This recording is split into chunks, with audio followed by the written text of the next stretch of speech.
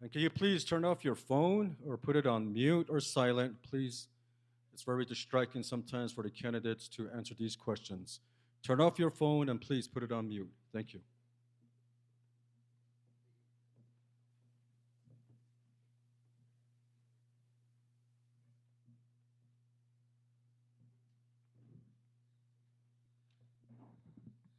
Yad a shik a shidine.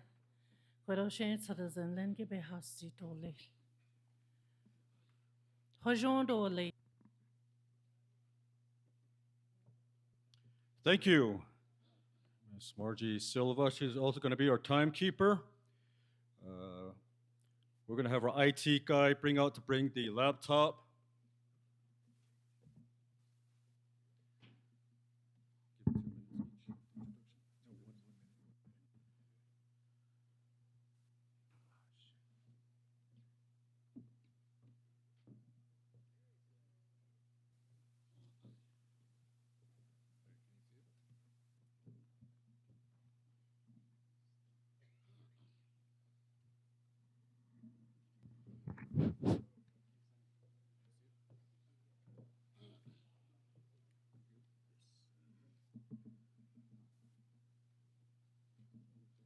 Test, 1, 2, 3, test.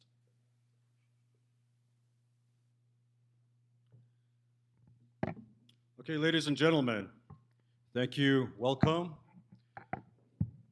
for the presidential forum. At this point in time, we're going to be doing the introduction questions.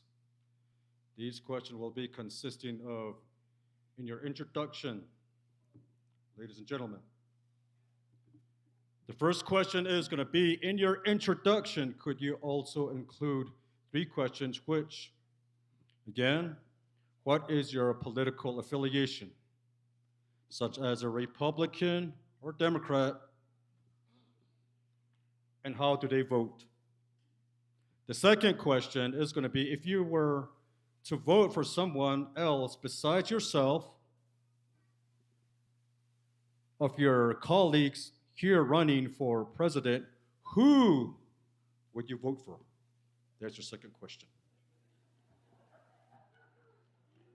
Yes. This isn't like your regular, they're going to put him to the test. The last question would be, who is your favorite professional football team? Yes. So this is going to be 1 minute. Timekeeper, 1 minute, and when it comes to 15 seconds, let them know there's 15 seconds so they can wrap it up. Good to go? We will start from here. This gentleman, I'll give you the mic, and then you can sit there or you can stand to answer these questions. Do I need to repeat the question again? Peyote, can you hear me? Say Johnny Shasta Russell Brigade Professor in Shkaya.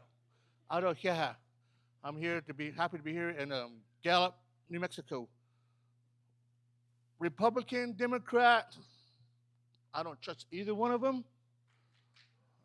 Then they lie to us both ways. So I'm gonna say neither. But although if I have to pick one of these guys to vote,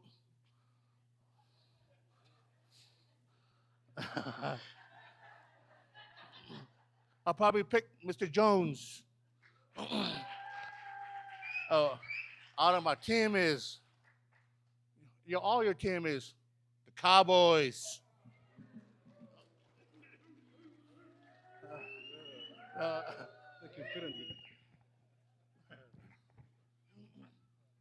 Good evening, Larry Noble again. Huye dego. Zilgan ka pa in sila change kene basu shin thori chin da sinal do thori ko da su che. Aronda sana da kidigi e ya e khalesh da kidne. Oh, John Nez a zinle do da e chi e de lohi. John Nez e nash I don't it di ko na has khani khela o ya apa zin le shlenigi ante ba da jin shle di do de professor da eh I respect everybody, so I can't really say who. Oh, I don't get the Highland team da nenigi the only team that took me in with real gratitude and stuff is Minnesota Vikings.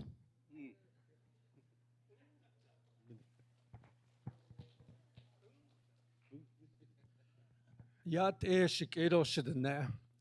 Nihina nishta halon de shinko ne do zado da no klogo. Kon khano yagi ba hissen. She tam chi de shidnido hashka zohn shlot lasche bashin na kaidene da shido to yet lini da shinale. Di saba ash ada she khaido le. Di kwa Mr. Dr. Jordan Begay, Hojno Linton, Nid Jagada, just Twalago, Badash Ashtats. Nana, there's no party affiliation on the nation. Democrats, Republican, Abel Ghana, the Hanesigi, that Eben Nago, Shido, Yoba now, Hodist in the Aja has Anigi, Ado Hia Nahano, Yahagi Kodo, Ado, it is the Detroit Lions, Isha. That Cowboys, we're Indians, son, so we'll keep it that way. Thank you. Yat eo she ya Frank Dish, but anin snido is got so ya das is je. Na koi the ne das an naldo rachini das is she it's a nation here that I don't know way not anin ne this ya ho I don't quite such a touchy wheat either aqua and this became had the net as a hon date so when the ho just that aqua wheat yat eh so I don't what that's so I need up here I don't know yet kidding it which I see la about is I don't the nana yaha Democrat or Republican any do eight or hot yaha a codon then it yaha a the one now this that's not what what I don't the dot nana team yaha na way de ka ashibiya the other kewit in the yaha a Washington the a one not the ka kuzina what yaha elo yeah. My name is Alexander Chambers, Tutna Sandin Shlon, Tkambahobashichin, Shiche, Tolichini, Dan Lido, Shanale, Na Kaidene, Dan Lim. For NFL team, I would say Arizona Cardinals all the way, Arizona. And party affiliation, because we are under the Navajo Nation election law, this is a nonpartisan election, so I'm with the NET party. And who I would vote for, we are all a heartbeat away from the presidency. Therefore, that is something you all will have to decide. I don't want to coerce, persuade, or try to entice anybody to vote for. We are all fit for the office. So I'll leave it at that. Thank you. Oh, yate do yeah, shikero shirne, Myron Liza yinishye, Comanche nishle, 1200 buses chindo, Comanche da shiche, Asha da Chanel. It's great to be here. Party affiliation, kind of like how they are. I heard a great tribal leader say, I'm not Democrat, I'm not Republican, I'm an I. And we all think we know what he means, right? He says, no, I'm for Indian country. So I'm one of those, and use whatever is needed to get to consensus. Favorite team, Dallas Cowboys. This is our year. This is our year. And Indians make the best Cowboys, sir. So, who would I vote for? I believe there's a reason why he's sitting on the right side of me. He thinks like me a little bit in a lot of ways, so I don't think I would vote for anybody. I think I would hire some of these guys if I was the next president. So anyway, yeah. Joyate, Shikedo Sidene, Adot Arnolto, Shea, Dr. Jordan Begay Yanishke, Ado Pipa 20, Twitch Inisha, Kia Ani Bashishin, Ye Eaton Etachini Dashe, Ado Tanasani Dashanele, Twin Helite Nasha, Ado ICA and Nasit, the Hachishike, Zanes to Tabajinin de, Yashachain, Ado Kut Aya de Nenisha, the Nepat not Ani Aya Bayashwell. Although I also stand in alliance with the rest of the candidates here. I vote in the best interest of the people, depending on the topic and the situation. Again, we know that we are five-finger human beings, and it's always best to think about how it's going to affect our daily living. who would you vote for?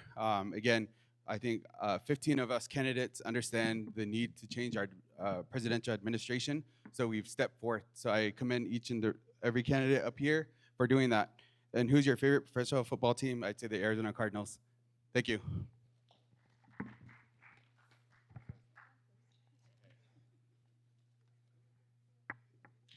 I'm already getting threatened over here. My name is Arvin Trujillo. I'm from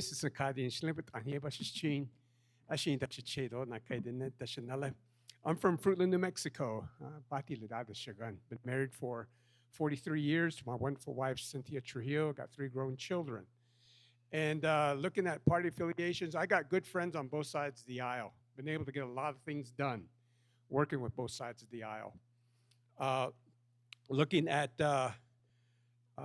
my favorite team is the LA Dodgers. And looking at who I would vote for here, well, I'm in the same boat. I think everybody here is well qualified. And again, I'm looking at each of them as I look at myself as we go through this whole effort. But again, we're looking to really provide you with information so that you can help make that decision. Thank you very much.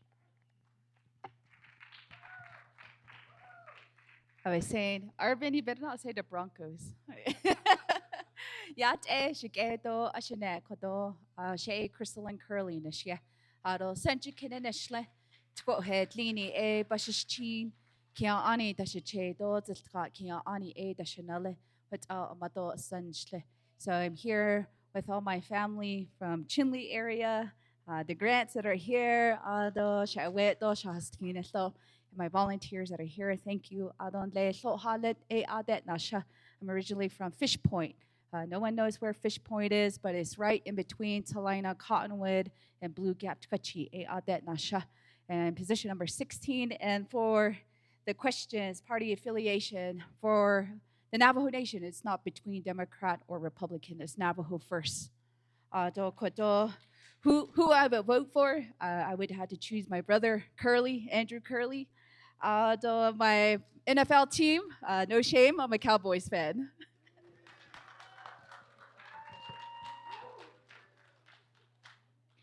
Yeah, Debbie Nez Manuel, candidate number 12. These lights are super bright. I want to thank all of our audience who showed up here. Thank you to our veterans who are in the room. I believe Mr. Sandoval's right there. Thank you so much. I just came in from voting, so I'm really excited. When I think about our party system, I understand that off the nation we have a lot of different party systems, but here on the nation, we definitely need to vote with our people and their interests and what they care about most. And then we also have to align ourselves with those individuals who think and respect Native American communities, especially Navajo. When I think about who I would vote for here, I look around the room and I'm really, really thinking like I'm looking for somebody with honesty, integrity, and character. Proven honesty, integrity, and character. That's what I'm searching for. I think the other thing is when it comes to a favorite team, I live in Arizona, so I definitely start for cheer for the Cardinals, but ever since our Yaj joined the Dallas Cowboys, I guess I'm gonna be cheering him on. Woo! Go Navajo! Thank you so much.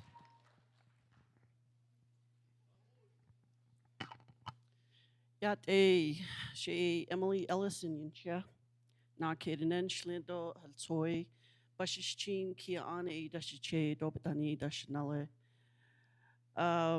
We have a 3-branch government, so we should have political affiliations. So long life registered Democrat, but I vote independent. You gotta think. Favorite football team. Whichever team my son's on. They have a game at 8 o'clock today, so we make sure to stay on schedule, okay?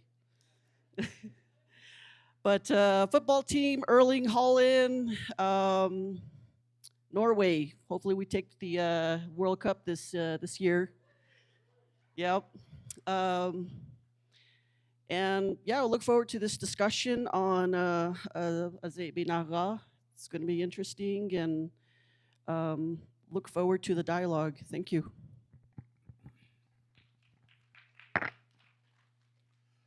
Yat Shay Justin Jones gan shiga. Bet ni don't answer. Tatness on the Bashin. Kitchen does a shadow she does another. I don't sense how this a hold yehedo in a sha. I don't suddenly nash and the gido a hodlo shalchin eight halt a could add in Nasala. I don't end the a quid a bena edikidigi a sign linigi she a yaha party affiliation. I have to go with my prayer robe. Kwajet le chile, other kwajet isle. A hot ago a arts archer go she arkilt. A conda the neka or what ligi a hot etle. That's how I vote. A hot echo. I need a neka or what ligi. I don't the I have to go with Tom Landry, Roger Staubach, Dallas Cowboys, lifelong Dallas Cowboys fan. And who am I going to vote for? I'd vote for my nully right here, Emily Ellison, hands down. Can you help me to? Thank you. Oh. Hi, ladies and gentlemen. Thank you, and all of you, good luck. I'm going to start with the background information. Got your thinking caps and your ear to really inquisitively what I'm going to say about the background information. Today, there has been a global interest by non-Indians, psychedelic, and pharmaceutical group who are interested in our sacred ceremonial medicine to address public health issues related to PTSD, depression, anxiety, and other forms of mental health issues. Recently, these outside interest groups have partnered with natives by providing financial investment towards conservation effort to protect and preserve sacred medicine throughout the world, including peyote that grows naturally in southern Texas and parts of northern Mexico. These outside interest groups have affiliated into our peyote communities, including here on the Navajo reservation, with outside interest group infringing on our spiritual tribal sovereignty has raised serious concerns among our peyote community and leadership, including respected Native American church organizations throughout Indian country. Many tribal leaders have been advocating for government-to-government oversight when it comes to the protection and preservation of our sacred medicine.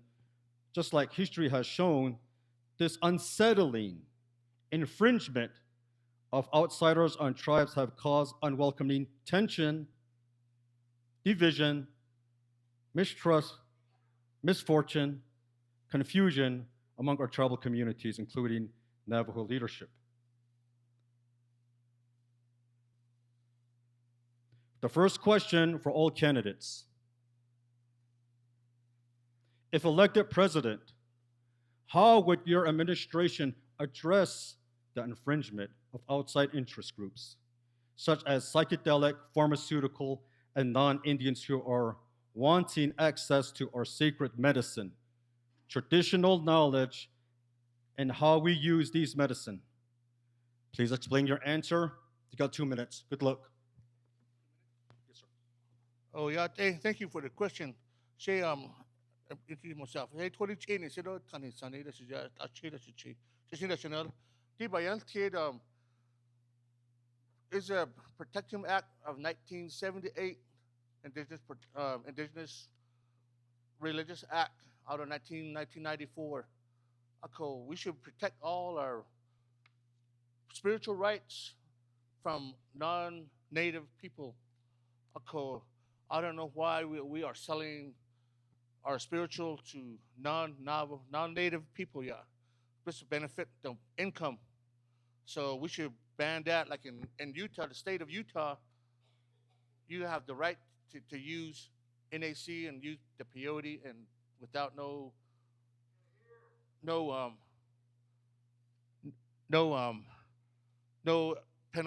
penalty to that. So they have the right to use it as a non-Belagana, or as a Belagana, you can use that NAC religious Indian ceremony in the state of Utah.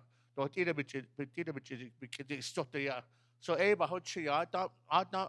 behas ani elga 1994 do 1978 don't the nebina hagahid bahagado do hate chio independent yako. This is what it's used for. Although in Texas, I think they should just kind of limit the non-natives for taking our peyote and our medicals from Mexico into the United States. Others should be protected as well. It's already in the laws of Congress, and I don't know why they want to redo it and rebuild it again. As well as the sweat lodge, like what happened in Sedona a couple years back. They're paying $600 to $5,000 per non-Belagana running a sweat lodge, and I think 70 to 100 people perish in that sweat lodge.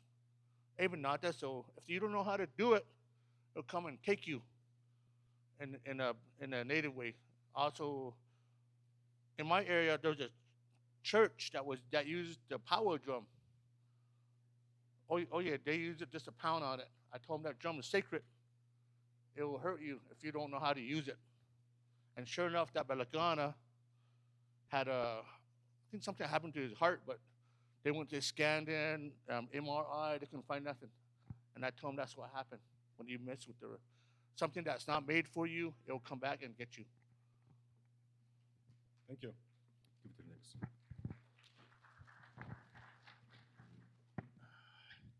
Yeah, na idos kirigi.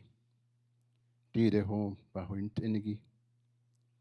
I believe your organization is organized to where it has its bylaws on how to utilize it and how to care for it and what it's supposed to be used for.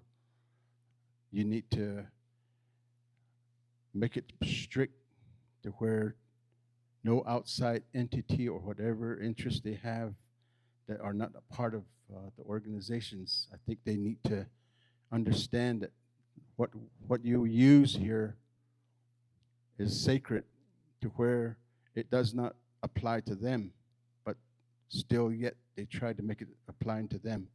So Asian ko epin datil nish because ani ki yego batzilo al yaut bohonet zahala ani hota to eti ho kasigit eda hot eda tan la an he the nani tlini ni he el end out obahunt indo out o an la tet lo de bit da hot as to ho edi hot asandai. Thank you.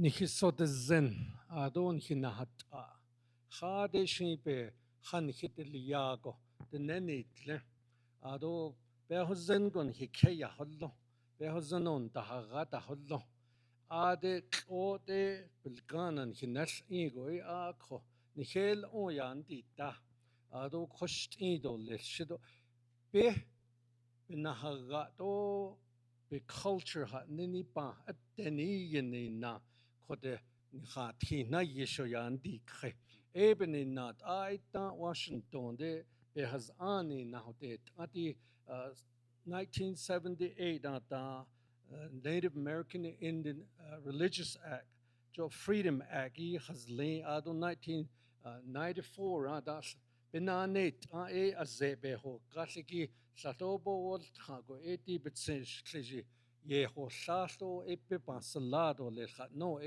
pan sahakis go ebe kehata hol ya khoten hik atina ani dati tlesi an hin hisot zendo ni hinaga to ba honit zeniki to belkana kachitein yadil tkigo banti kheko zabat sansalai so hot zendo the nek kachit so ho khosa ba eteno et on bidanil yesko ade behas anin hi kest kia that denil klosi to nan tlago nakhat hi to khako eye hot ba da sit ki don so dishne ni hin hinaga an hin so de zendet ado hwe ni hedo hwenda ichita hwedo hwenda ichita ebeni na nat an itlo za tkiste hanen lo bichan jgado le jo hot im bansi kes adon hil nsalar so yegon hich das badon hich te pa eben nach de ziko ko an hidan it zon kiso de zenta hollo a hehe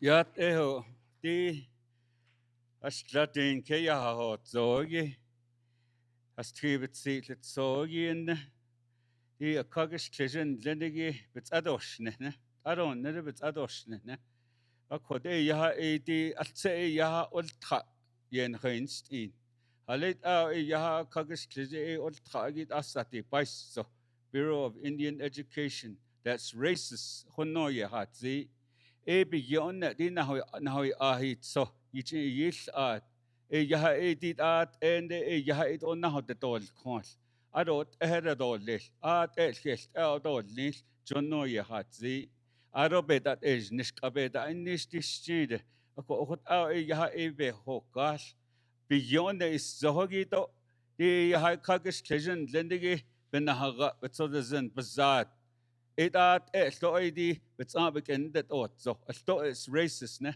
what ya ya hat zit ta what and the behez andigi American Indian Religious Freedom Act nata 78 nata ya khait da no sen hit on ne don da si kaza in 1994 enta amendment ke dani ne ko ya hit ta be ke hawal ya what and the behez anna eto to hit da hol ida what ya in ho gatlis jide ako ya ko jid nabanan an leni bich ni khay di khait adan khaba ha zi as thi bit let soy bich an hi that se that di no ba ha si zi to khait ada ya hata zi ta besh ma hasa an bit ya hata sil di na khaya ta na sos bi ya da sil sos hun za ta hol jishot aton da khait ada ya hat zi ta jo hot a ho ya hol just di jide ho aron da khotan psychedelic communities aron nedani hich ta hija akodi az atat ani yahan khan tahanni to les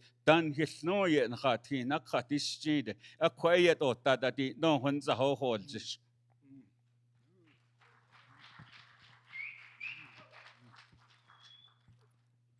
Federal law in Navajo Nation law is very clear. You know, it's clear as day. As far as the infringement part of it, you know, I think we have a lot of, for example, there's antique shops throughout the region. I know one specifically in Mesa, Arizona, where they sell NAC items. They even have Hatkhali Bajish on display over there. So this is a full, I know what it is because, you know, what's in it. And these are Balagana stores that are selling these things. So, you know, there needs to be more of a, for the infringement part, there needs to be more an aggressive legislation that protects these parameters of our rights and our sacred use, because the law is very clear that it is only for Native Americans and our way of life. So, you know, to be clear on that, it goes against even the social media. You know, with the dominance of AI and all these technologies, you know, you can go on TikTok and you'll see people having a drumming session, and you know, anabalache belagana yeda del eya pretendians are de. So we have some of those kind of issues that is happening online that really it in scopes and covers a lot of these things, and maybe you know, more of a bar certified counselor like or Mr. Jones over here can clarify some of these things more specifically, the laws. But from a civilian perspective, that would be my point of view.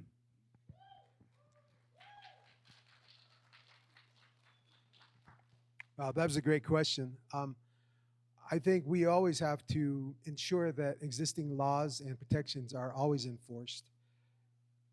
And I guess being a faith leader myself in the Christian segment, I'm like Paul. He says that I become all things to all people in order that I might win a few. And where the Spirit of the Lord is, there is freedom. And so I believe that as your next president, I will be the president of the NAC. I will be the president of the Hitatli. I would be the president of the Christian and the secular and the Messianic and all of those that are out there. I believe that the United States is the greatest country in the world, and I believe the laws that are in place, sir, and all of you, that we need to stand for what is already written and allowed, and any infringement would be seen as breaking the law. And so we're all here to stand together with one mind. 575 federally recognized tribes, we are stronger together when we fight for a common cause.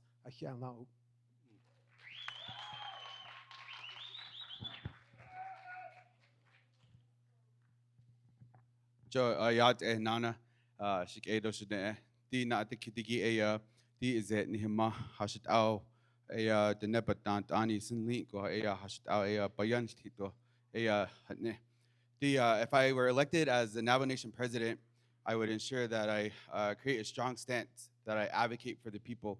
I am the chief advocate for the people. I take in consideration, again, what is their best interests. If once elected as president, of course, creating that stance. Two, I would ensure that we bring together the Nehatathi Association, the Native American Church of the Nen Nation. We know that they have worked tirelessly to bring forth this concern in regards to the sacred medicine peyote. I would also work with the legislative branch. As stated, there has been 4 legislations that have been introduced in the Navajo Nation Council, and they each keep getting withdrawn.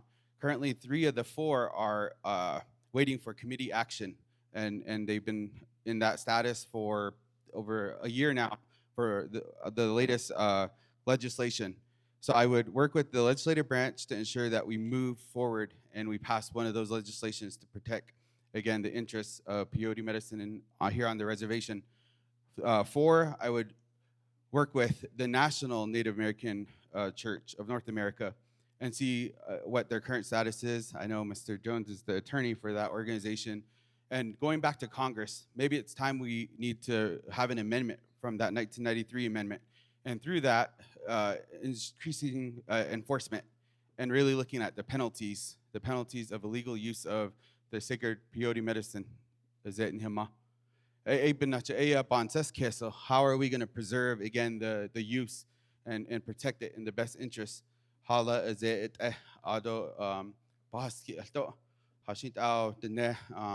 They're using it wrong when they use it for recreational use.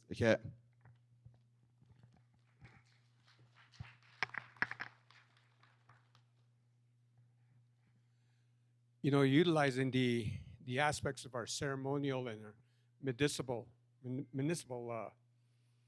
products really extend beyond just the Navajo Nation. There are other tribes that are going through the similar situation.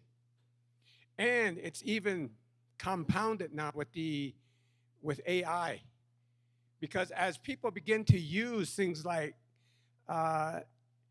ChatGPT and things of this nature, TikTok, etc., that information is swallowed up into AI and it begins to become a part of the public domain. And again, there's a lot of information that's being brought into that piece and is beginning to go back out to public. Really, I think we need to be looking at this from a two-prong aspect. One is looking locally with our own tribe to see how do we begin to do this, possibly looking at patents. Patents may be a way to address this issue. But extend that out to other tribes and how can we come together as a full group. We did that before when there was an attack on our right-of-way process in 2005 with the Energy Policy Act then. I was a part of a group that went to CERT. We were able to combine all the tribes of the nation together to deal with that issue. And we went to Congress, and we had all tribes addressing Congress, and they changed the rules that were in there, which were detrimental to Indian country on right-of-way development. So we can utilize that same type of philosophy and strategize that same effort, looking both at the nation and nationally to gain traction on how we can find answers to this really compounding issue. Thank you.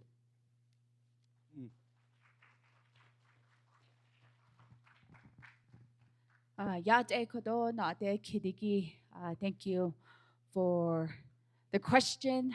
We're talking about Big Pharma. Big Pharma is a $7.5 trillion business. And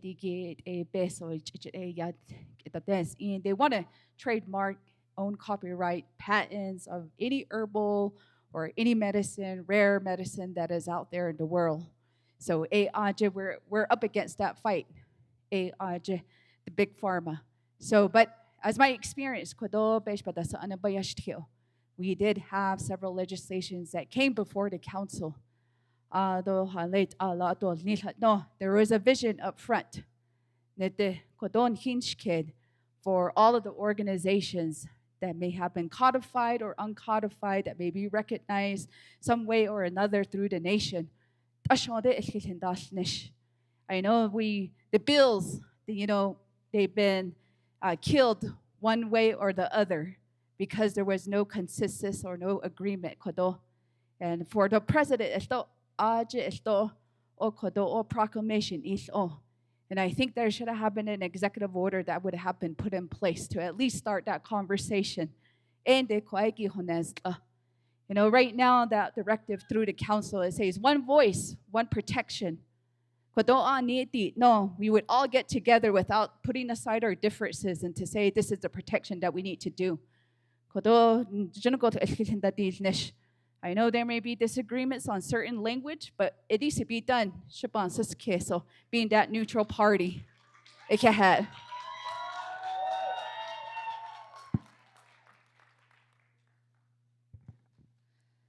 When I look at this issue, the one thing that our nation is worried about that we continue to talk about is our ethics. I will commit to the Navajo Nation when I become your president not to be bribed. I will not accept money. I will not accept trips. I will not accept vehicles. I will not accept money, period. I absolutely will not accept it. I don't agree with the commercialization. We need to protect the medicine just as we would all of the other things that we do when we are praying to our Diyandana'am. Working with coalitions, they have a plan.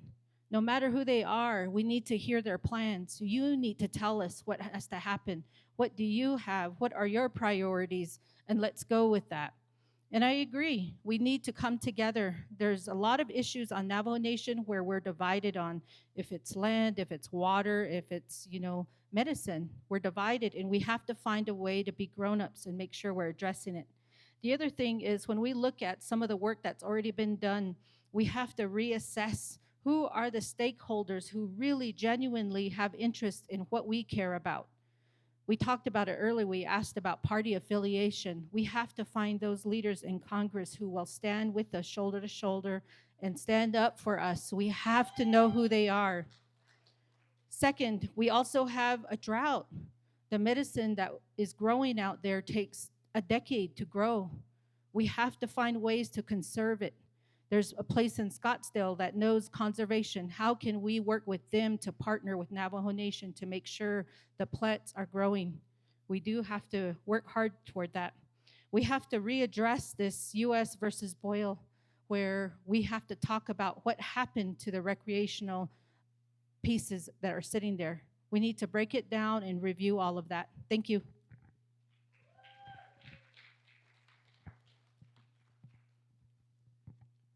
Can you repeat the question? Certainly.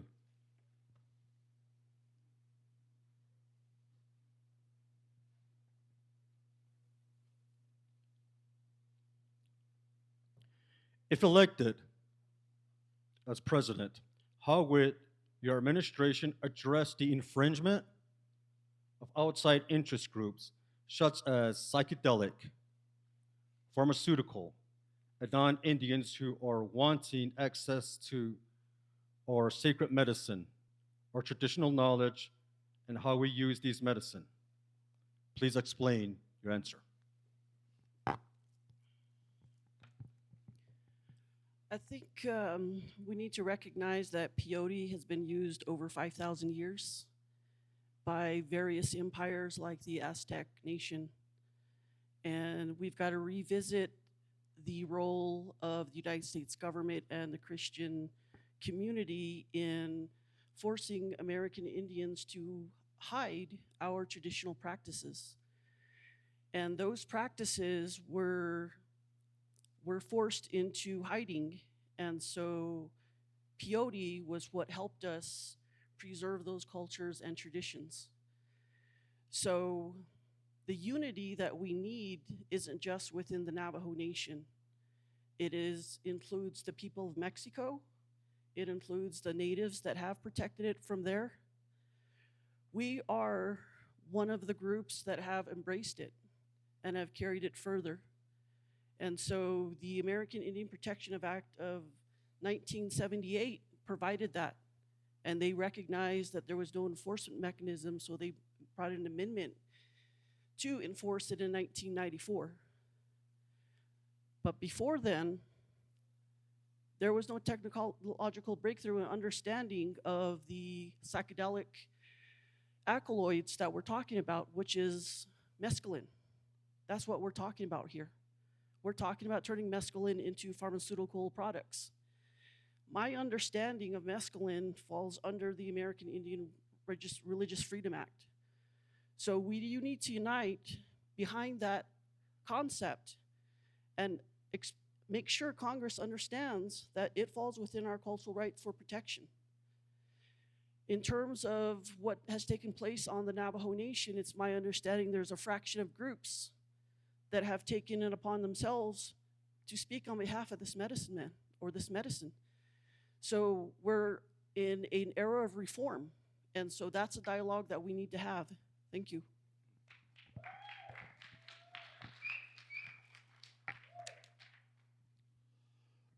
I believe that this question goes beyond just peyote.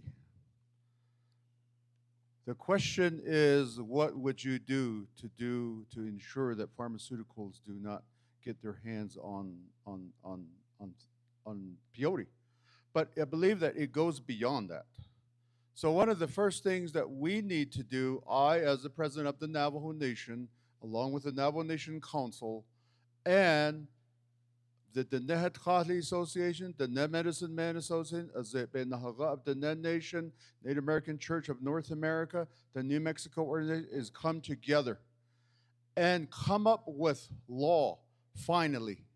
Right now, we do not have law under the Navajo Nation government, anywhere in Title I through Title 26 or any regulatory provisions that are there, to protect and preserve any ceremonies that we have, any medicines that we have, any sacred sites that we have, and our language. Because our language, we have to have our language in either to have our traditional ceremonies. If you don't have the language, you can't have traditional ceremonies. So all these four, we got to come up with a law to say that because the American Indian Religious Freedom Act already has that in the 78 law and the Peyote amendment in 94. So the federal government has that already, but over here, the Navajo Nation, we don't have anything like that. Now, one of the things that I've always come across the Great Plains working with the other tribes is that, like the Rosebud Sioux tribe, they have similar laws like that to protect their ceremonies, medicines, sacred sites, and language, but we don't.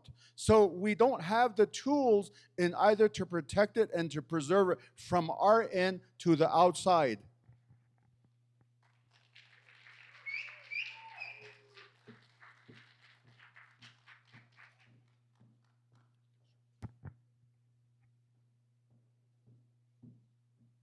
Giving a round of applause again, ladies and gentlemen. Man, we got a full house here. Those that are listening on Facebook Live, we've got a full house. The whole world is watching. These are great answers, very great and critical thinking answers, which is very great, and to expound on our tradition and culture. So, round two, ladies and gentlemen, round two. How you guys are feeling tonight? I want to know how you're feeling, ladies and gentlemen. How are you? All right. Round two questions. It's going to be 2 minutes response. 2 minutes response. Timekeeper. How we're going to do this, I'm going to select individual randomly. This question is going to go to Mr. Johnny Russell Jr. Johnny Russell, your question. If elected president, what is your position on the legislation of marijuana on the Navajo Nation?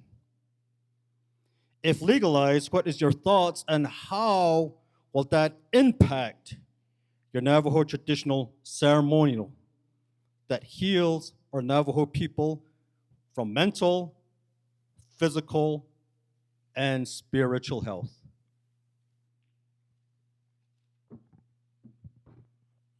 Thank you for the answer. Yeah. If I come a Navajo Nation president, help individual and our Kado and our people to become physical fit with the medicine.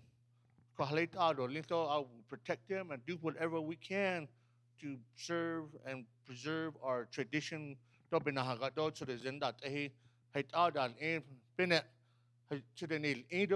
teach our kids that are coming up in age-wise, show them how to get the road man, the medicine man, to teach our younger ones that want to learn how to go about into the next generation using our medicine as a healing process, as a medicine, how we can use it to get our mind straight and our thinking straight, and how we can avoid different crucial activities that we can avoid. There is a way we can work on it, although just like for instance for alcohol, when our people are out here in the streets, we can talk to them. How do you want? How do you want to get help? Maybe the never things and or that they need a prayer done or something.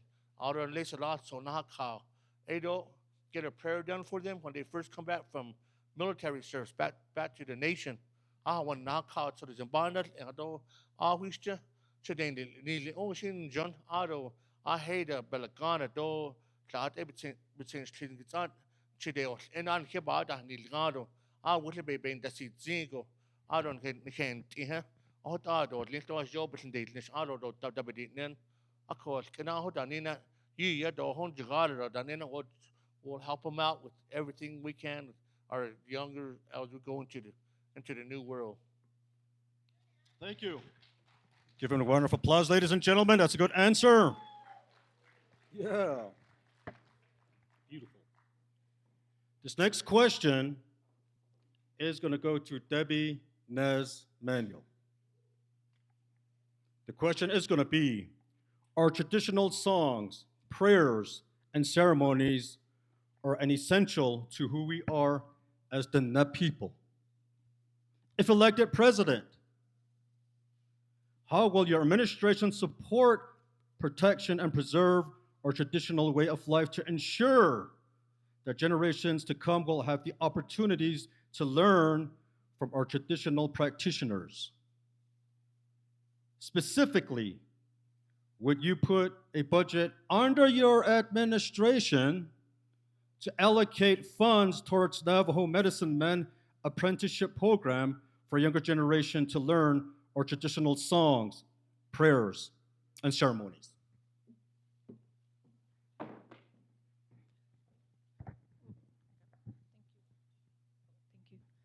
You know, one of the greatest experiences I had, and I always share this story about being a foster kid. When you're a foster kid, you don't have a stable environment. You have people who are coming in and going through your life. So some of you know that I lived in Maricopa County for 30 years. And while I was living down there, Shiaj Freddie Johnson was a program educator at the Phoenix Indian Center. And when he provided these conversations with our children as parents, we had a chance to learn all of the different kinds of cultural framework. What a rich, rich curriculum.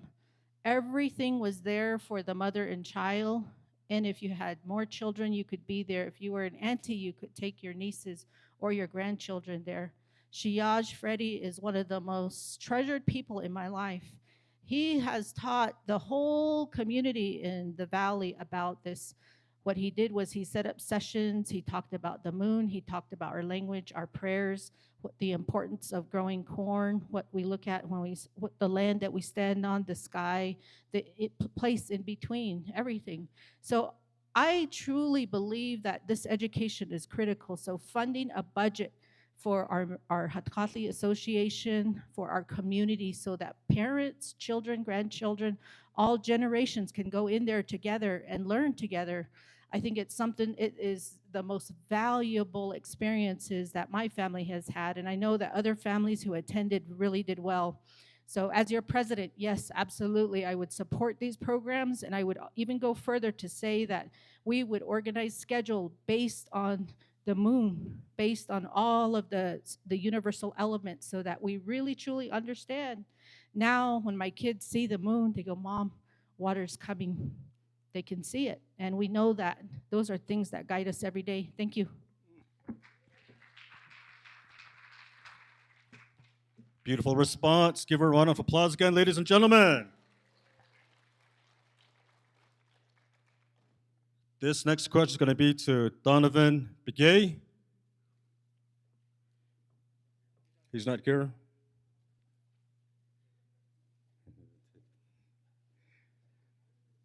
This question is going to go to Frank Dayish Jr.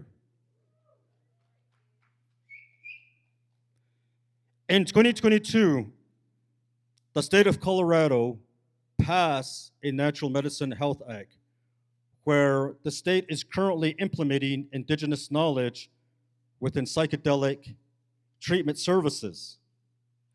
Many peyote and tribal leaders in Indian country have expressed concern regarding the implementation of indigenous knowledge, mescaline, and synthetic mescaline, which are properties of peyote.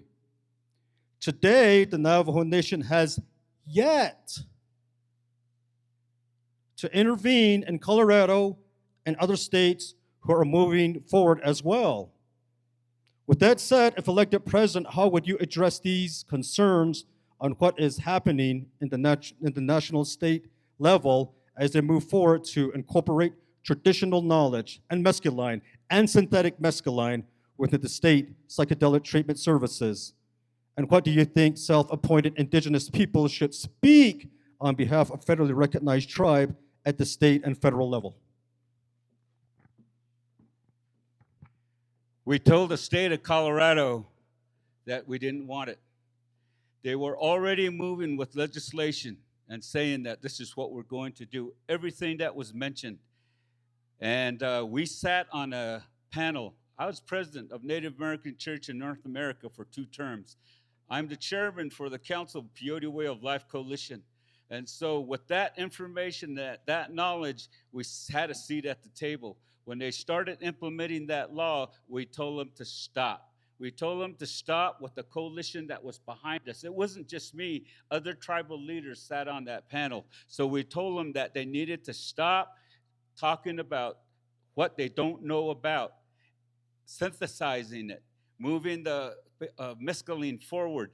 And so if you look across the United States, the movement, psychedelic movement, they've already started to move. Even though there's a federal law that says you need to stay away from it, they went ahead and implemented that, and across the United States, but 13 or 14 states have already moved forward with that. So we told them no. Now, some of the people here have talked about coalitions.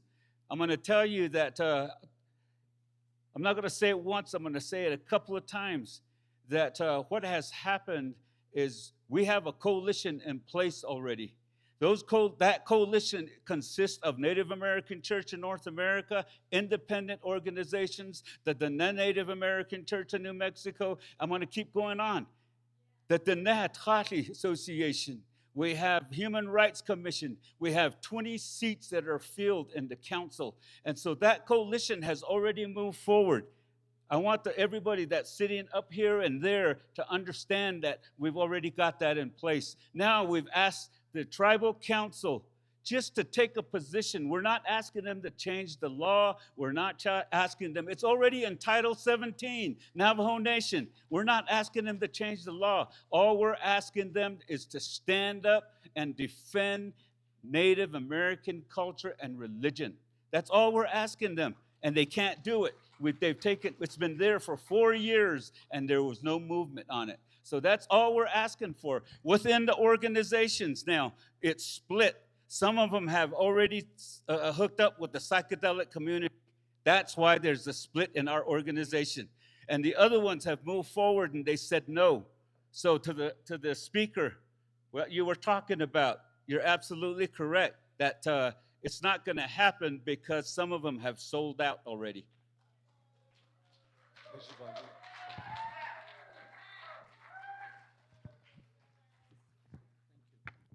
was a good response. Thank you.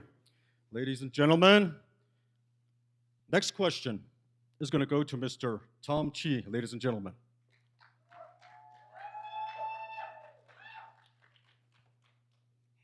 Mr. Tom Chi, the separation of state and churches in the United States government is a common belief. However, when it comes to the Navajo Nation, many of our Navajo people, traditionalists, believe and there is no separation of churches and state. When it comes to our Navajo way of life, with that said, if elected president, do you believe there should be a separation of church and state when it comes to the use and practices of our Navajo traditional ceremonies and Peyote way of life within the Navajo Nation government? Bilgana keche nihichet ishchilti kodona ide kedi benache. Language is culture, and culture is language. You cannot separate those two. Secondly, I want to mention that Navajo Nation is not a state. It is a nation, a sovereign nation that is within the nation of the United States. So we must deal with the federal government as government to government, not from a state to a nation. That is one of the fallacy that is so persistent in our culture lately.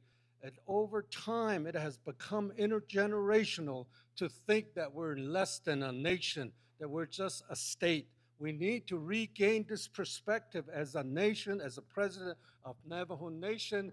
We're not going to say, excuse me, can I speak my language or my culture? We must demand our self-identity as a nation. So the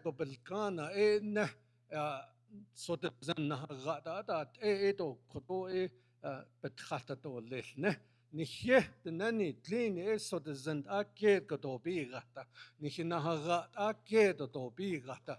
A shipping in our shenin. My grandpa said this. She so the zenis art date ehidobe anjut ida. Shishiti yin around, ashes so the zen around the yin dojanida. Did all the in not all in Sahakis, but the yin goban Sahakis. Is that the aid and never so the zenibe stagel? That is a sovereign thought that is ingrained in us from the get-go. We should never relinquish that as a president, as a nation, as a governing of a sovereign nation. We must recover from the false pictures that history has painted of our indigenous nation. Thank you.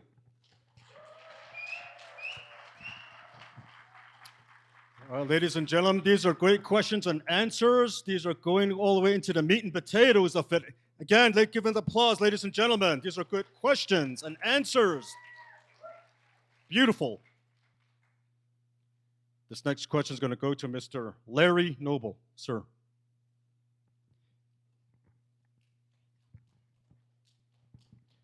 If elected president, how will you involve our Navajo traditional healers organizations in planning and development of your administration? Pretty simple. We need everybody. Whatever you have, we all need to sit at a table and plan and go forward with what we have. Mr.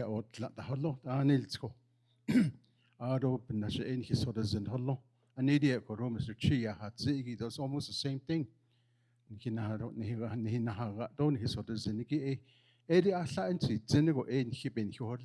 It's an individual belief. It's individual prayer that we all believe in.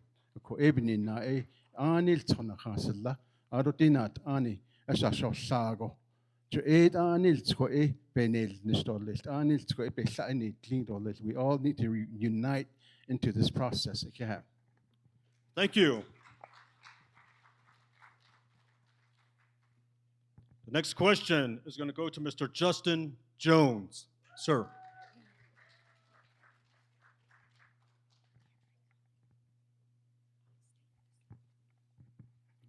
Under Title 17 of the Navajo Nation Criminal Code and the American Indian Religious Freedom Act Amendment of 1994, the law protects the use of peyote to be used only in a bona fide traditional ceremony way for federally recognized tribes.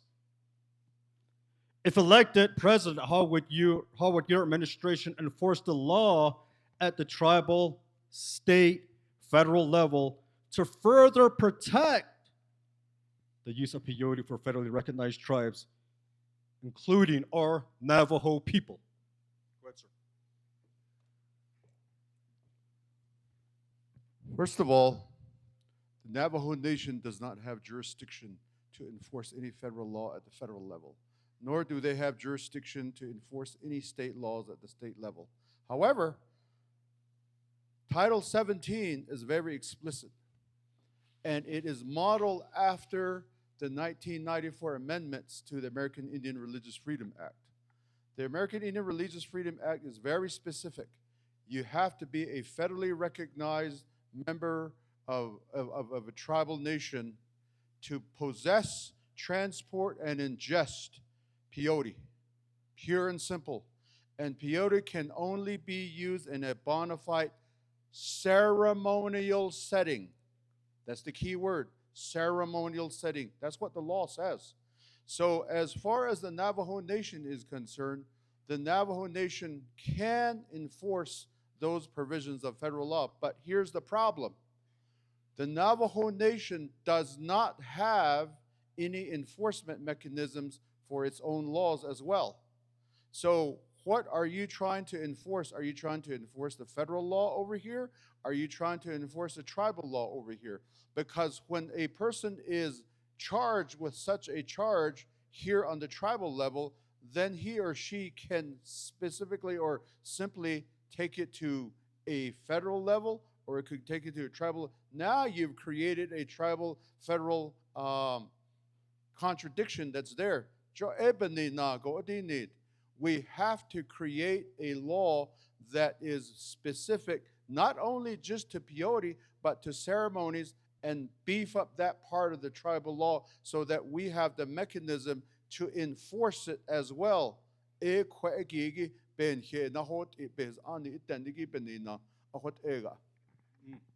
Thank you. Thank you, ladies and gentlemen. These are really great question and response. Whew. And we're all roasting in here. So let's take a 10-minute break, ladies and gentlemen. Let's take a 10-minute break. We will start back. All right, ladies and gentlemen, are we ready? Are we ready? We need to hear your yell. We need to hear your screams. All right, now you feel the energy, ladies and gentlemen. Okay, Mr. Alexander Chambers. Again, ladies and gentlemen, let's get our thinking cap back on. This question goes to you. As artificial intelligence continues to advance in our modern day-to-day life, if you're elected president, how would you address the protection of our Navajo intellectual property and traditional knowledge from being misappropriated or exploited by artificial intelligence? Or do you see a way that AI can help protect our way of life from being misappropriated or exploited? If yes or no, please explain.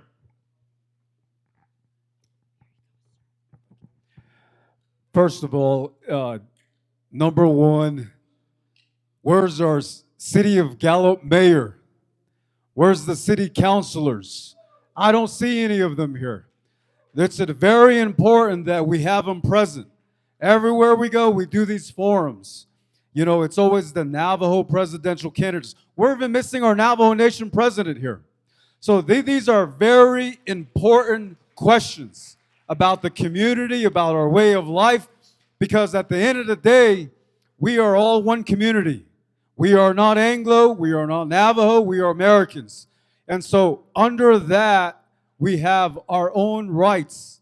And so with artificial intelligence, I believe it has to do with algorithms. Whoever the creation of these AI apps, they have an algorithm. An algorithm is it's a code that automatically crawls Facebook's AI. It automatically crawls TikTok. So we can't really do anything about it unless we take it to the source of these companies. So like, for example, Facebook metadata, you know, that's AI, ChatGPT. We would have to approach them directly to incorporate some kind of code, an algorithm that specifically protects Native American culture, Native American language, Native American, you know, sacraments, songs. That is the only way I see it, because right now, AI is too powerful. It automatically crawls your browsing history, your Facebook. Why do you think when you log into Facebook or any social media app, you see what you look up in advertising, okay? That's where it comes in. It's a very intelligent, powerful platform that we're up against. And that's where it would start. Thank you.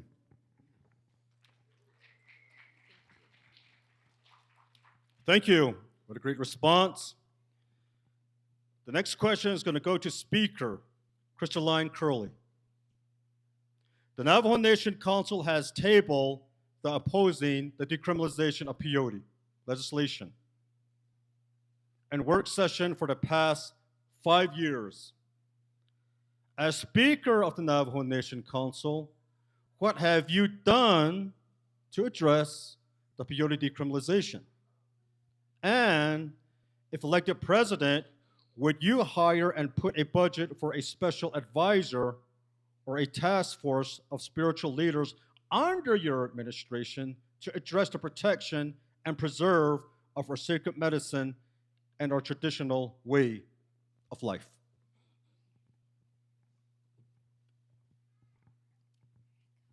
I said earlier in my opening statement, we had numerous legislation that moved through the council, not only the 25th Navajo Nation Council, but the 24th Navajo Nation Council. There were numerous attempts. So if you look back at the track records of those legislations, there's directives that were attached with those legislations. It said a work session, and then also there was language put in there for all the organizations and all the sponsors to come up with one legislation, one voice. You know, without the differences. And it goes to every issue.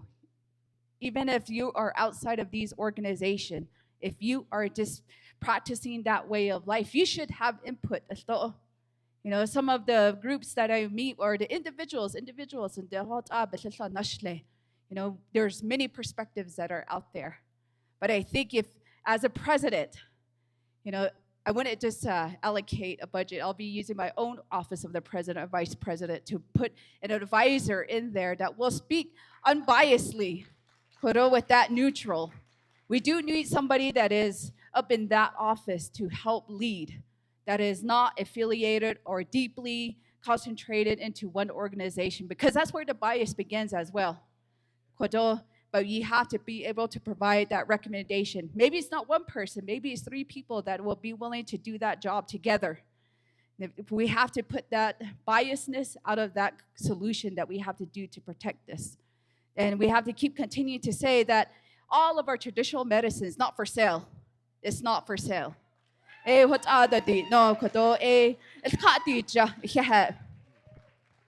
you. And ladies and gentlemen, the next question is going to go to Mr. Myron Lizer. If elected president, how would you enforce the Indian Child Welfare Act to ensure the Navajo child maintains its culture, its traditional practices, and retain their cultural identity? Thanks, sir.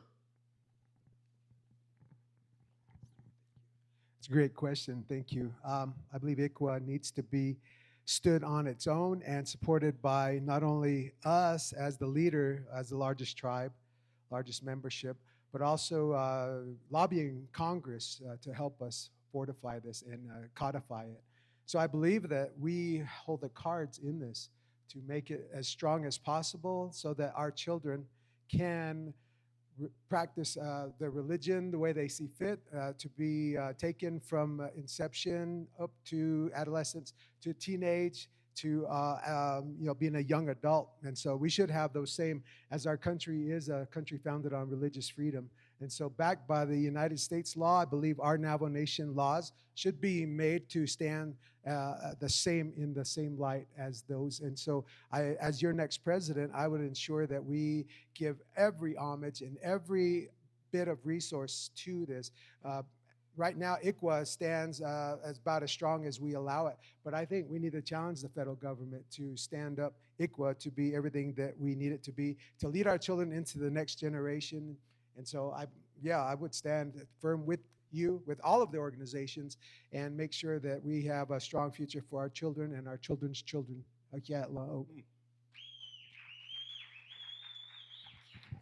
Great response, Mr. Lizer.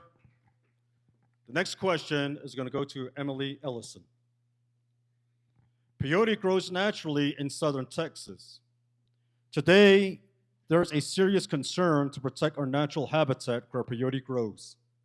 Climate change, economic development, and poaching by non-native Indians have threatened the peyote growth in its natural habitat.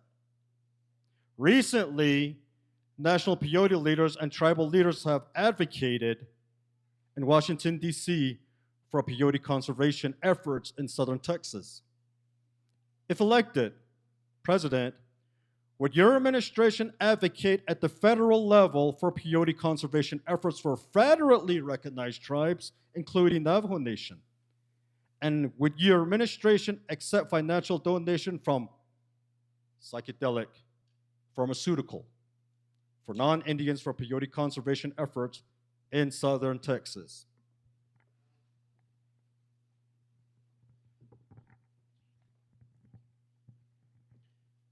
We have a permanent trust fund, the Navajo Nation, millions of dollars.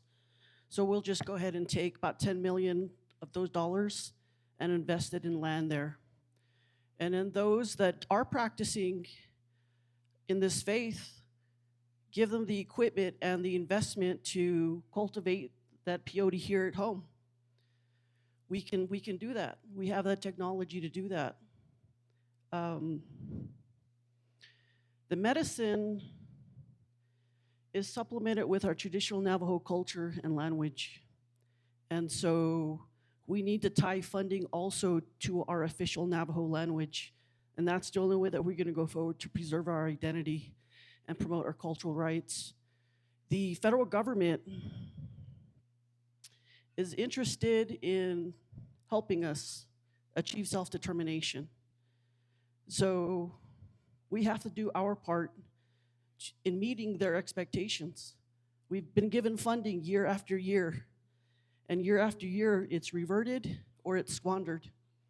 So we ourselves, as leaders up here, need to be responsible for the money that is given on behalf of our people. So again, all of this can be addressed when you address corruption in the government and provide transparency in making sure our money is utilized in the best interest of our people. Thank you.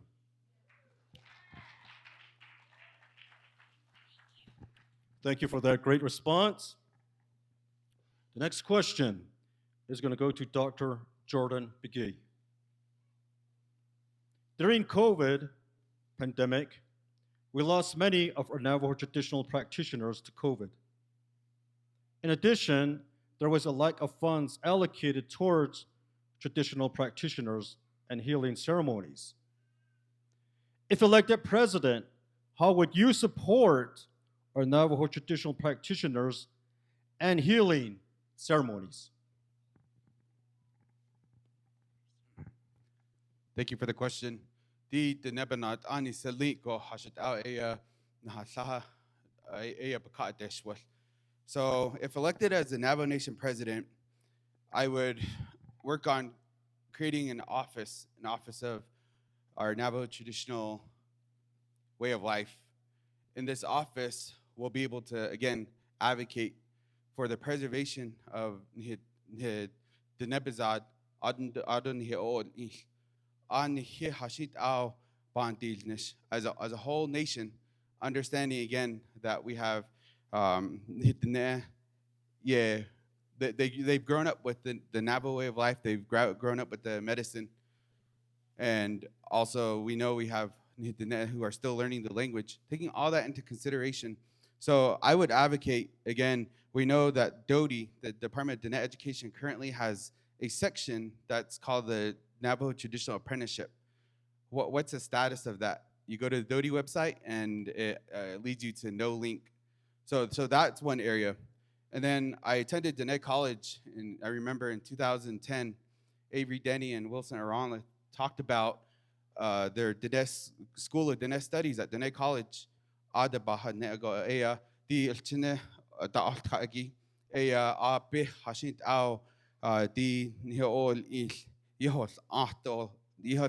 They'll learn our medicine ways and become at a bachelor's level, of course, on the West curriculum, but understand that they'll be able to finish their program at Diné College, but just alone. We have to reinvest and foster the language, the medicine, the ceremony, the prayers, and ensure that we're, again, providing that space for our people. Thank you.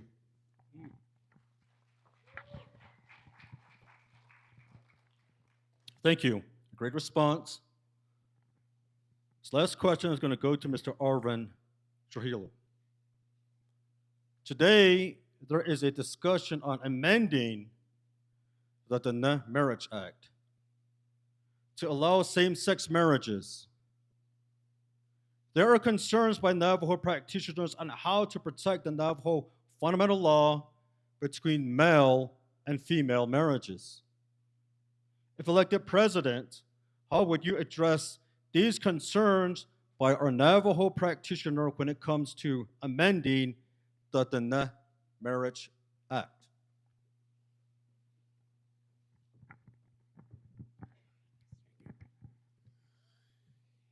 You know, looking at the Marriage Act and the different factions that we have within the Navajo Nation, the different groups, we need to begin to really look at how do we begin to strategize and structure a way where people have representation, that we recognize and we understand that there is equality across the board.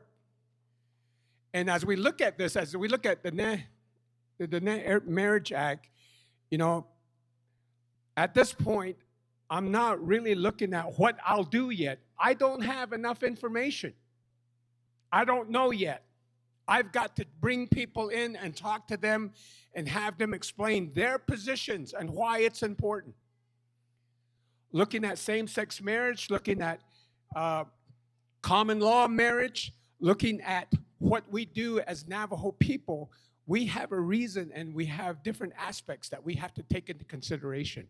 How do we begin to learn and how do we begin to respect one another? You know, I'm not here to judge people. I'm here to represent them. And how can I best represent them? I don't know yet because I don't have all the information or as much information as I will need in order to make a decision one way or the other. Would I accept an amendment? I don't know. I'll be truthful with you. I don't know. But give me some information so that I can better understand the different positions. So the question for me is, how do I best represent the different people within the Navajo Nation and do so with equality, with understanding, and with respect. Thank you.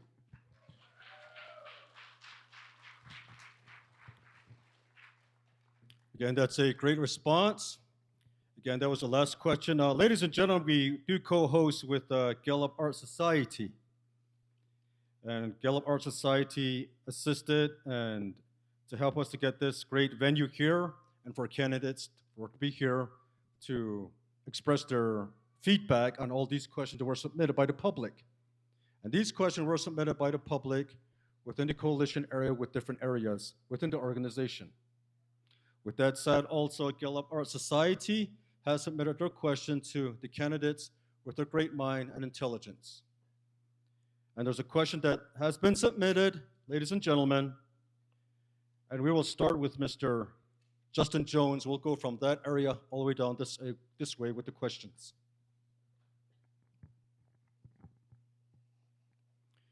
Mr. Jones, 53% of Gallup's 22,000 population are of Navajo Nation tribe.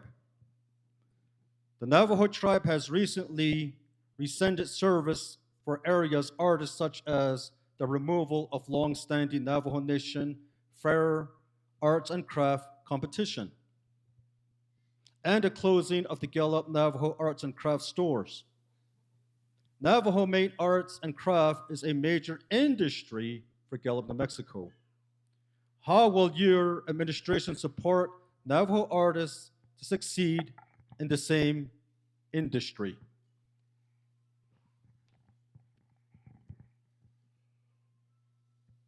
A good chunk of our culture and our language is vested in the arts as it is defined by the Western society. If you look at it from a pure Diné perspective, if you look at a sand painting that are sold in these stores here down the street, that's art to a lot of people. But to some of us and many of us, that's a ceremony. That is a ceremony. The same way with a lot of the paraphernalia at Native American church that's sold right across the street over here at the Shema Traders. That's a ceremony to us. And all of the songs that are being played out loud, whether it's the net traditional ceremonial songs, Native American church song, at the flea market down the street over here. That's the perspective that's there. So as a Diné nation, as a sovereign nation, we have to come up with a law that preserves and protects that. Before we say anything else, we can't even tell one another now to say, we can't even say that today. So if we do at least something written, something the Navajo Nation as a sovereign nation has put together, we can take this and give it to the Gallup City Council or even the mayor and say, hey, you are infringing upon Navajo law here.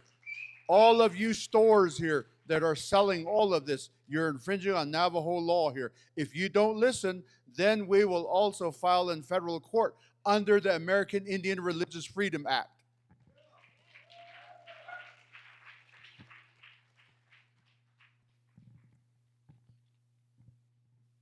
Should I repeat the question? No, I got it. So cronyism, nepotism, putting these individuals in charge of our enterprises is a big reason why they are failing, because they don't have the industry expertise. So that's what we need to address first. We have to remember a lot of these organizations, these business organizations, they're entities and they have rights. And they were created before a lot of us were born.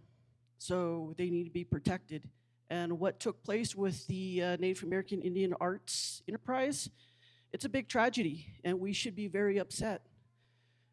So those people need to be held accountable, the board, the director, the executive director, because they squandered a lot of work that was put into that. And that goes back to updating our laws on our Navajo Nation code. Our code is so outdated. We haven't updated it in years, and that's the job of the tribal council. But they're too busy fighting. They're not focusing on their job, and that's why these council delegates need job descriptions. And so that's why we need to elect new people into office. Thank you so much.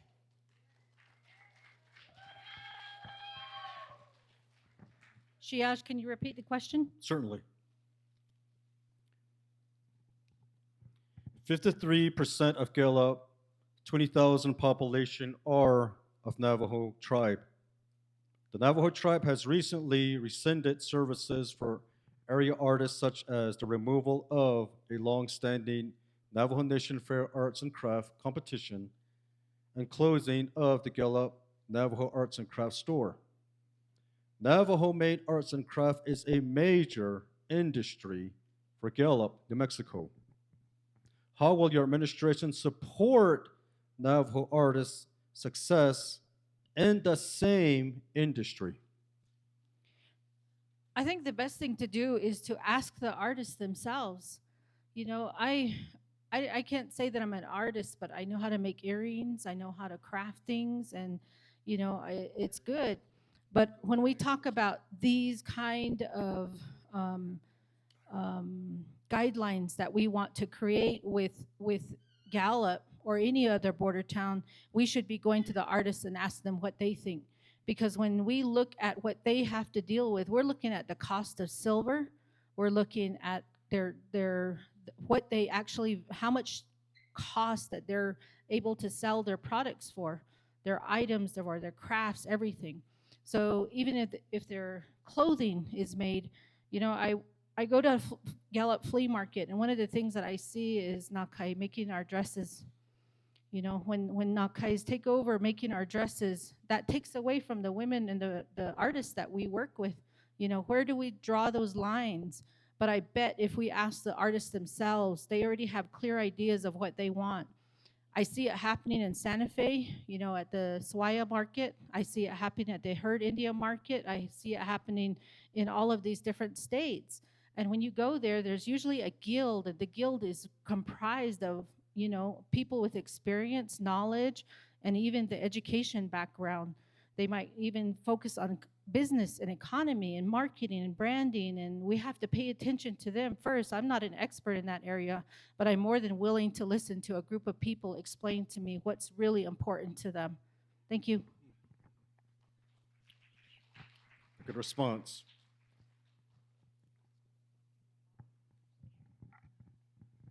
Oh, yeah, Anna Kodo not there, Kidigi. So earlier we're here in Gallup. How much money do we bring into this town? Everything. We bring our paychecks here. We buy here. And we buy our groceries, our necessities, everything that we built this town. And it goes back to the question, why is not the city of Gallup not a part of these conversations? And how much of those investments do we see going back into our own artisans and our own craft or our own stores? Very little. You know, we need to start beginning that conversation. We need to put our own Navajo people into those city official election offices and those positions. And that's the first step. Ado Haitian president, Kodo, you know, to be able to stand strong behind our artisans. You are our backbone here. You are successful businesses. You have not closed. You continue to put food on the table for your family. You know, we have to have those conversations, being able to have a president to say, we need that part of that revenue share to go back into our arts and craft, our businesses, small business owners. Flea market. You know, why do we still have gravel road over there? And then sand. You know, over here, when you go down this street, it's very beautiful. Their streets are clean. They have different murals. They have nice lights that are here to brighten up the day. But, you know, that type of inequity needs to be addressed. Yeah.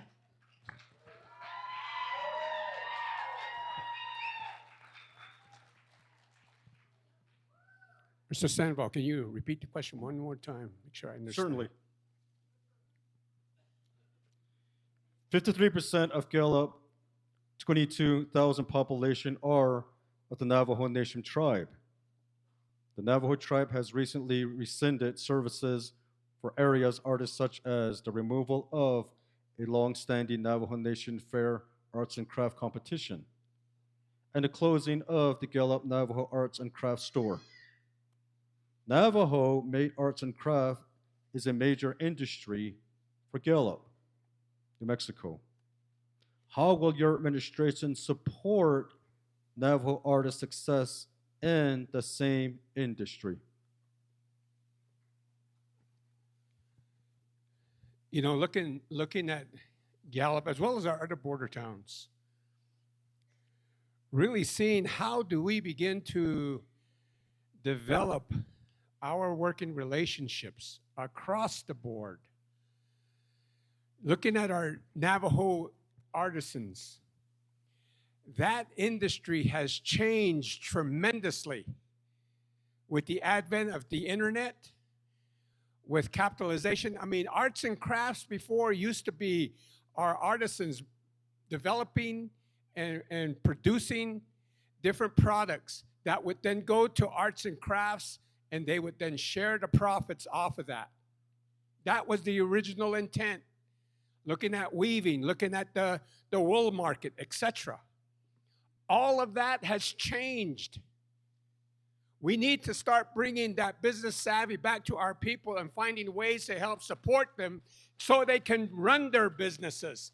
Maybe arts and crafts now becomes a clearinghouse for the internet, getting that information out and working with our artisans to do that. Then coming to the border towns and opening that dialogue with the border towns. I did it with Navajo Gallup. We were able to open dialogue and get things done. I looked at it very pragmatically, very realistically. We can shout, we can yell, we can curse, we can do it. That doesn't get anything done. We got to go and we got to talk. We got to compromise. We got to negotiate. We got to make things happen, and we got to educate our people so that they can compete with not only the border towns, but with the world. That's who our customer is, the world. Thank you. Great response, ladies and gentlemen. Great. Thank you for the question. So if elected as Navajo Nation president in my 100 days action plan, it really looks into investing in our small businesses. And our small businesses is the silversmiths, the rug weavers, the basket makers. We have to ensure that they're supported with seamless business licensing, that they have grants and different opportunities to ensure that their business thrives. Because right now they have no support, and they have to figure out how they're going to buy their items, how they're going to market it, and figure out where they're going to sell it. We know that oftentimes our Navajo people need the money. They need the gas money. They need to be able to eat. So they wholesale their items. They might make a ring like this, and they have to go to one of the pawnbrokers here in Gallup and sell the ring for $25. What is that pawnbroker going to do? The pawnbroker is going to turn around and sell the ring 5 times what they bought it at wholesale. So I would advocate that we do not have our Navajo people wholesale. I would, again, look at my 100 days action plan, reinvest in tourism, ensure that our Navajo parks have the infrastructures to support our own Navajo people to sell there, ensuring that they have low overhead costs so they're able to keep the money that they make. We have so many tourists that go through the Navajo Nation, Antelope Canyon, Monument Valley, and that's where our Navajo people could sell their items that they're making.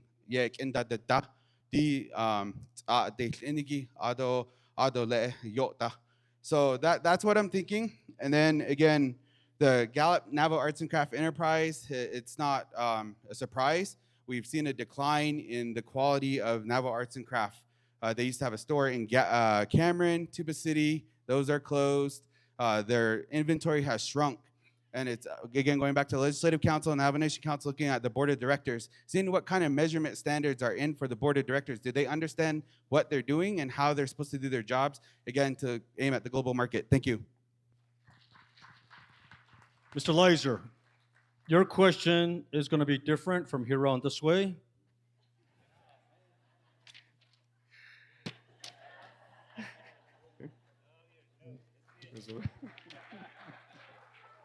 A great performance, ladies and gentlemen. This question was submitted by Virginia Bellinger with Navajo Spirit. And I quote from the question. It says here, my husband and I are fixing up the property my mother had in the checkerboard area south of Gallup. And we have been hauling water.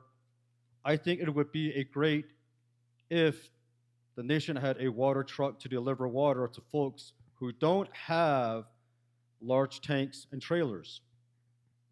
For a fee, of course. What are your plans to have a water delivery system for folks that must haul water? Go ahead, sir.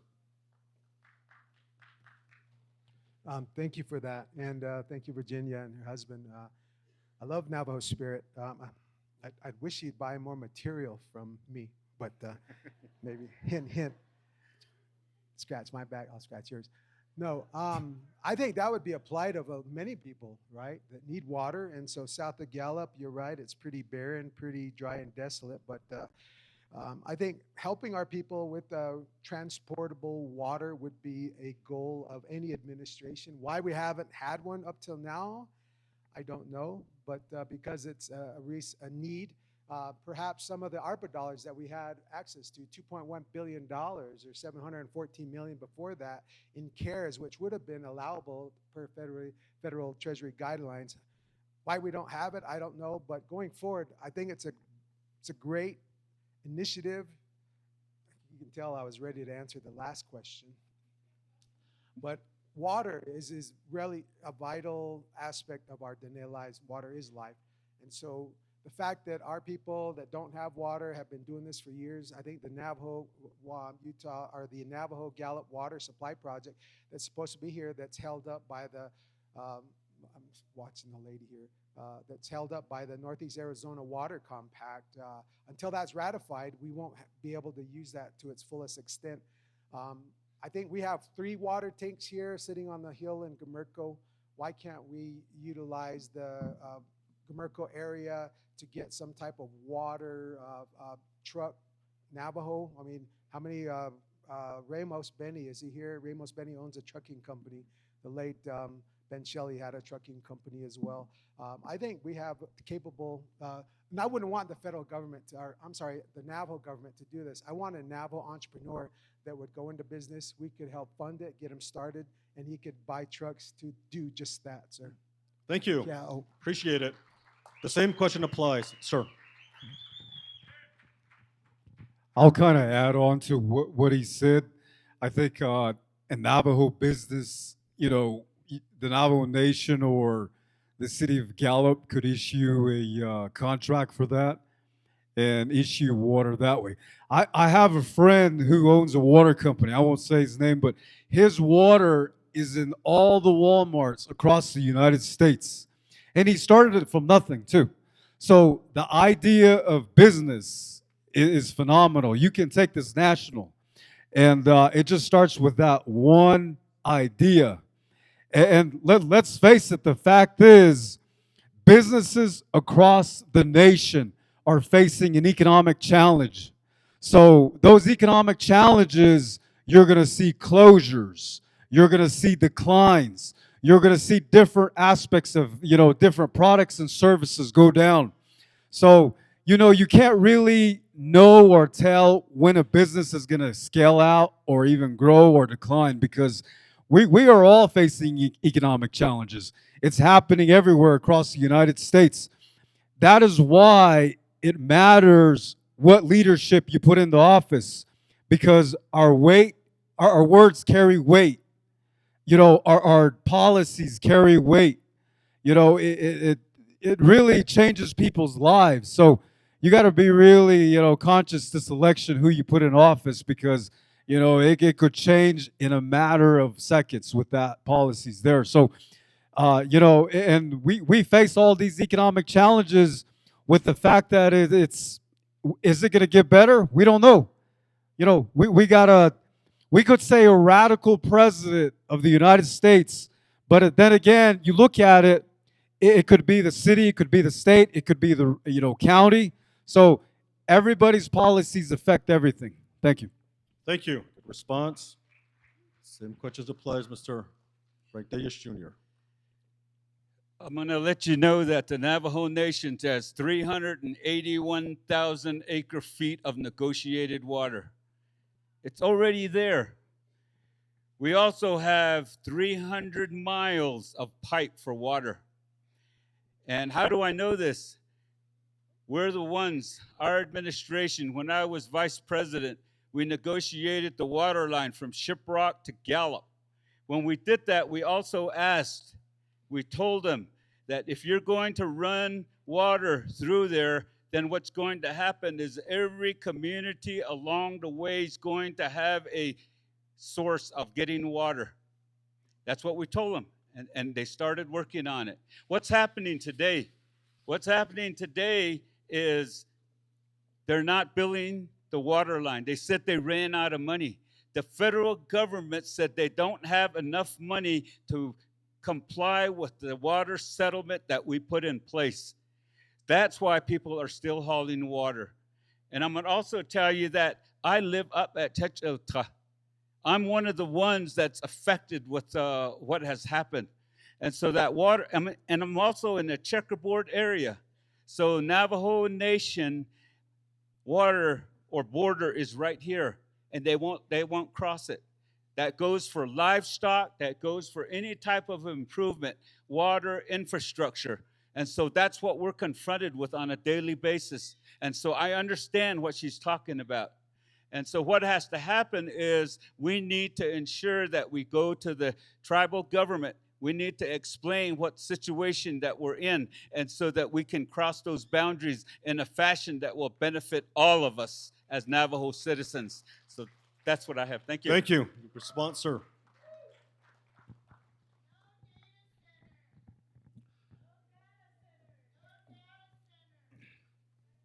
At the age of 90, my mother was on her last breath in our living room, and I was holding her hand.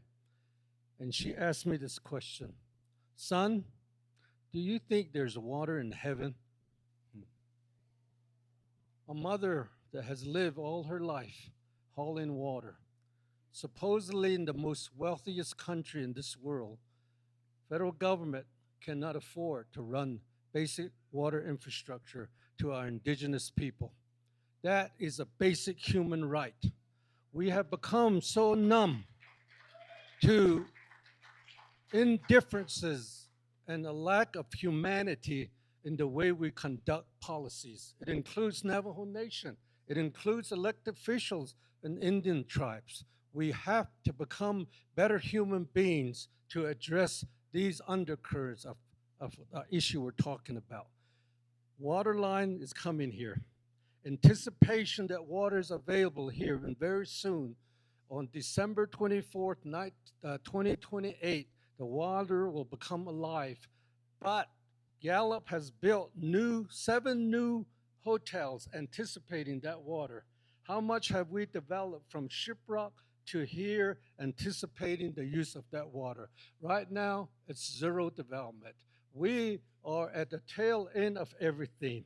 Do chonlet down these tandles, do chonlet down less at the where had the net of Babet Niran, do what that is other doles. The naturally do not on it illegal. She chaya and nation that. She chaya and nation that. Eat bandi keko date and nisha. And that statement applies to us today. Thank you. Good response. Same question applies, sir. I think Mr. Daesh and Mr. Chi answered my question.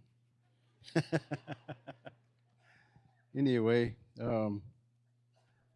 water is a big issue all over, just like what we're saying from here.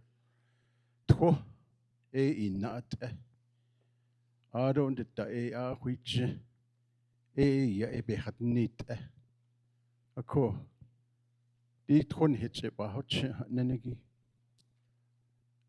eta jotik at na hagabe nit iya di na hagabe yon na to chodazen bi yon na si liago aton nil aro ko o hayuten ne to e a kodet e yat net hotrite di geta to hayule keda huit o net an di hotrite di o hayute net an di tobe bich na hot if I'm elected president, that would be a priority that I want to be looking at. To serve people out there that's needing the water. How can we do it? We need to work with the chapters. How can we go through the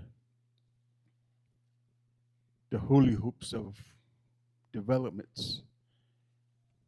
Just like how 8 chapters we tko Balkeda or Tahaki. Has how chapters. Some chapters have waters that people haul from their water lines that's set up by NTUA. So hajo atadil nil totene twins and yeah. Thank you. Yeah, the Kobayati. I can't enjoy it of 80 because Aria, Kobayati, the only Eastern Agency of there, auto into big reservation. Tour don't get it lost. Eastern Agency, I use a cargi. BLM Kichanaga. Biskin Snani, Bamado, Bijat, and not us. Toba Habagan Baliga. 1,000 feet to the hostel, a slata Nakai. Double it lost.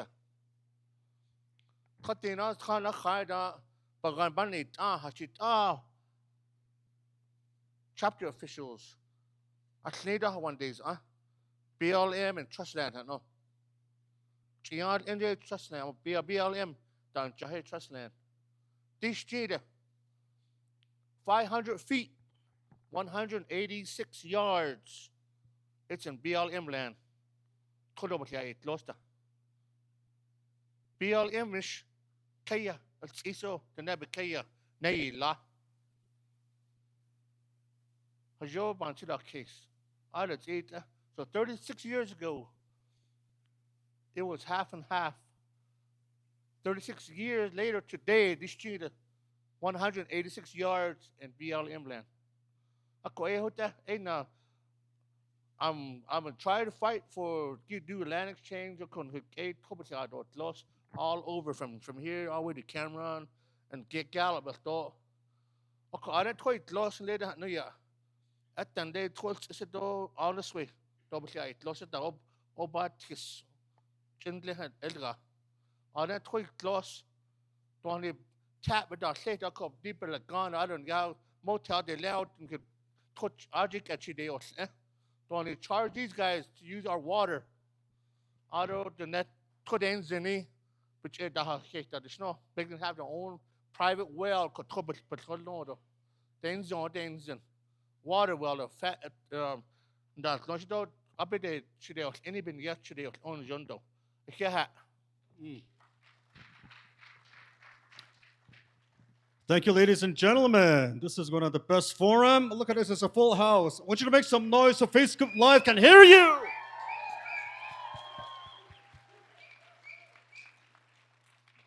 Awesome, ladies and gentlemen, presidential. The whole world is watching. We're going to give you 1 minute closing response. 1 minute. The whole world is watching. Everybody's going to hear you. Do your best. Look at that. We will start with you, sir. 1 minute closing response. All right. Shasta's in the house. Get out, Kurt. Say, Nike Arena Tani, that's who I am. They hon cannot ani. They're lawyers, council delegates, former vice president, educators. Say, I'm a grassroots with all these guys. Ako ein schle, do be dash, nite do be din stida. Die hon has tani, saga zand in a house tangsha. Hai tabet zilo, die stida and kike. Dola do the tron had zila, do she belkan dan could just master the schnittly ya. This will be a real powerful team in Window Rock right now. Each of us has some certain areas we can attack, some areas that the Navajo Nation can't attack today. I call here. I don't think that's the 100. I mean, 14 of the here. Johnny Russell here. Ja, det nana do here. I don't. The guys of Kagi are corner and John had a house. So I don't. There's the last soil not sending in here. Thank you for my freedom. Welcome home. Edel said a large dish. I don't it. ACK, yeah, Nahandish nish. That deal nish. Anil corner. We need to restore the accountability of the Navajo Nation. I don't it. A continuity. Hasho, it's not nish. Navajo Nation Council, but that dish. We need to prioritize everything together. Or they don't need out on the corner or grassroots. Now has tweet on his son, has chins at leha at the tabogan, dobata hointida. So de yego, pakati just other land and grazing issues and we need to really stick with that. On the other hand, veteran issues. There's a lot of problems within our veteran administration. Veterans and Lenny, we need to help them out. That'll be my priority. So yeah.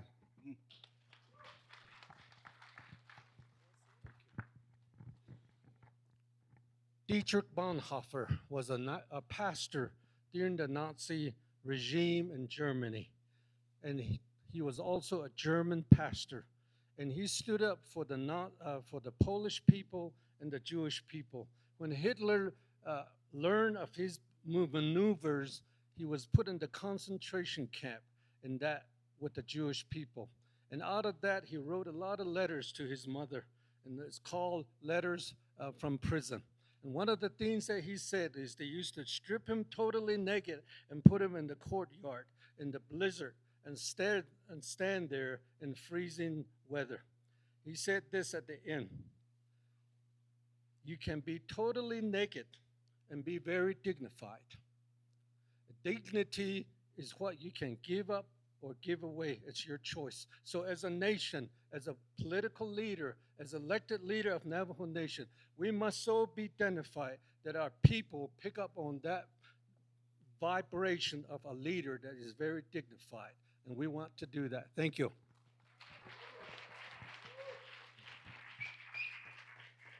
My administration will protect intellectual property, our culture, what we have in place.